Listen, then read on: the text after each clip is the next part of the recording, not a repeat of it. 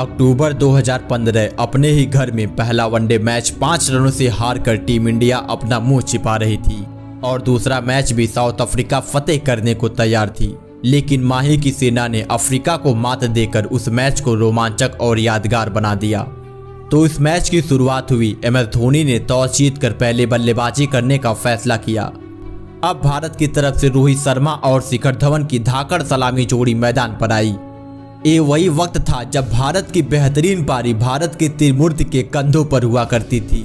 लेकिन उस दिन रबाडा ने दूसरे ओवर की तीसरी गेंद पर ही रोहित शर्मा को बोल्ड कर भारत को बहुत ही बड़ा झटका दे दिया। लेकिन अब उसके बाद मैदान पर आए अजिंक्य रहाणे और आते ही रहाणे लगातार रन बरसाने लगे। पिछले मैच में अर्धशतक लगाकर आए रहाणे इस मैच में भी उसी इरादे से आए थे। उधर शिखर धवन भी अपने शानदार फॉर्म का परिचय दे रहे थे।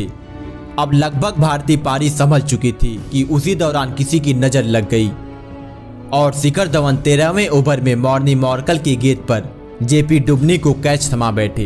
अब भारतीय टीम का स्कोर 59 रनों पर 2 विकेट हो जाता है।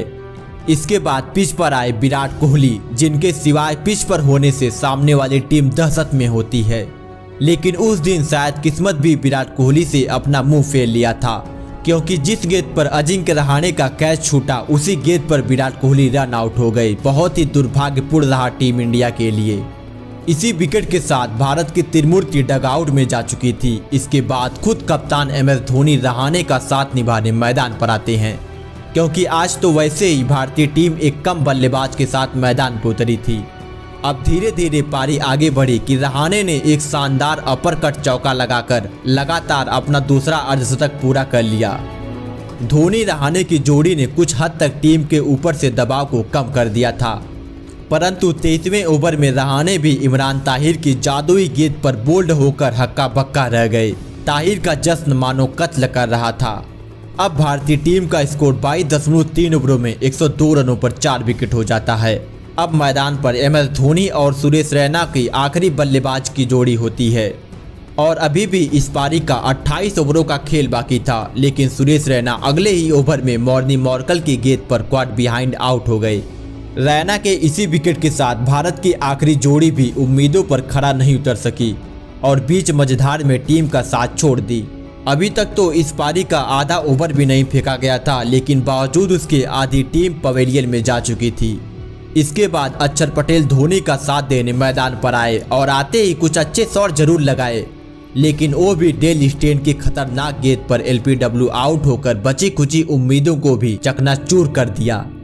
उसके बाद भुवनेश्वर कुमार ने MS धोनी का साथ दिया और लगातार कुछ अच्छे शॉट लगाए जा रहे थे और MS धोनी भी 37वें ओवर की लास्ट गेंद पर एक छक्का लगा मोमेंटम को वापस लाना चाहा, लेकिन 40वें ओवर में ताहिर ने भुवनेश्वर को बोल्ड कर मोमेंटम को जाने नहीं दिया।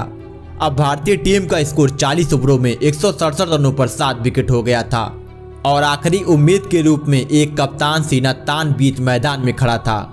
इसके बाद हरभजन सिंह मैदान पर आए, तभी MS धोनी ने एक जोरदार छक्का जड़ अपना 50 पूरा कर लिया। तो वहीं भज्जी ने भी उसी ओवर में चौका और एक छक्का जड़ स्कोरबोर्ड को 200 रन के करीब पहुंचा दिया। अब तो MS धोनी छठे गेंद में बल्लेबाजी कर रहे थे, क्योंकि हर गेंद को चौकों छक्कों में ही डील कर रहे थे। लेकिन तभी हरभजन सिंह की एक शानदार पारी का अंत हो गया।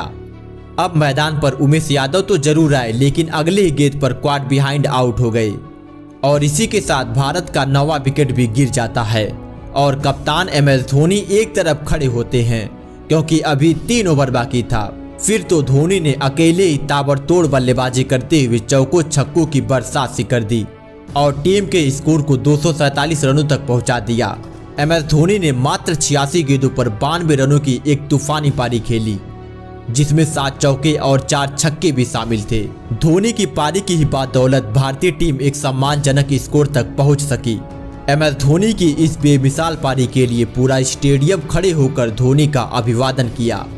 इसीलिए आप भी धोनी की इस महान पारी के लिए वीडियो को एक लाइक जरूर कीजिएगा। अब बारी थी इस टारगेट को डिफेंड करने की। साउथ अफ्रीका की तरफ से हाशिम अमला और डिकॉक ने एक शानदार शुरुआत दिलाई और मात्र 6 ओवरों में ही स्कोर को 40 रनों तक पहुंचा दिया।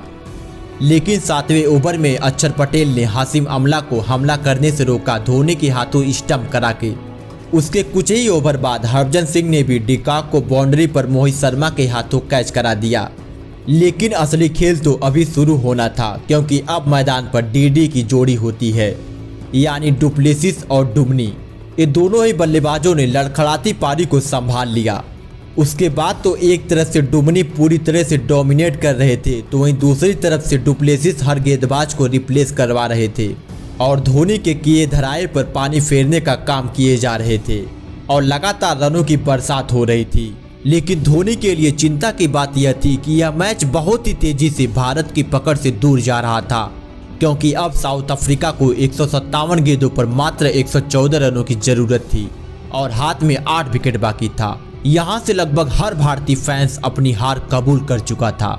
जीत की उम्मीदें पूरी तरह से दफन हो चुकी थी। लेकिन 24वें ओवर की लास्ट गेंद पर अक्षर पटेल ने डुमनी को लेग बिफोर आउट करके एक बार फिर से दफन हो चुकी उम्मीदों को जिंदा कर दिया। लेकिन अब मैदान पर AB डिविलियर्स आते हैं। एक बार फिर से डीडी की जोड़ी पिटाई शुरू करती ही है कि अक्षर पटेल ने डुप्लेसिस को विराट कोहली के हाथों कैच करा एक और बड़ा झटका दे दिया। यहाँ पर कोहली ने एक बेहद ही शानदार कैच लपका। इसके बाद डेविड मिलर मैदान पर आते हैं और अगले ही ओवर में भुवनेश्वर कुमार ने धोनी के हाथों कैच करा दिया। अब यहाँ से यह मैच बराबरी पर आ खड़ा हो चुका था, लेकिन अभी भी AB डिविलियर्स क्रीज पर ही मौजूद होते हैं और फिर आखिर में आतंक के दूसरे नाम का भी अंत हो गया। अब यहाँ से साउथ अफ्रीका की आधी टीम पवेलियन वापस जा चुकी थी। उसके बाद बेहरादीन ने कुछ शानदार शॉट जरूर लगाए, लेकिन उमेश यादव ने एक और झटका दे दिया। लेकिन मुसीबत बेहरादीन अभी भी पिच पर खड़े थे और रबाडा के साथ मिलकर स्कोरबोर्ड को आगे बढ़ाए जा रहे थे। यह मैच रोमांचक मोड़ पर जा पहुंचा था, क्योंकि अब साउथ अफ्रीका को 64 गेंदों पर सिर्फ 48 रनों की जरूरत होती है और हाथ में 3 विकेट बाकी था। तभी हरभजन ने बेहरादीन को आउट कर इस मैच को वापस से भारत की तरफ मोड़ दिया। लेकिन अभी तो मुसीबत टली ही कहाँ थी, क्योंकि आज यह मैच ऐतिहासिक और यादगार बनने वाला था, क्योंकि आज रबाडा ताहिर जैसे गेंदबाज जबरदस्त बल्लेबाजी कर रहे थे और लगातार रनों के अंतर को कम किए जा रहे थे। अब अफ्रीका को 41 गेंदों पर 27 रनों की जरूरत होती है। तभी भुवनेश्वर कुमार ने इमरान ताहिर को आउट कर मैच पर पकड़ मजबूत बना लिया। लेकिन मॉर्कल अपनी पहली गेंद पर चौका जड़ एक बार फिर से भारत की जीत की उम्मीदों को डगमगा दिया।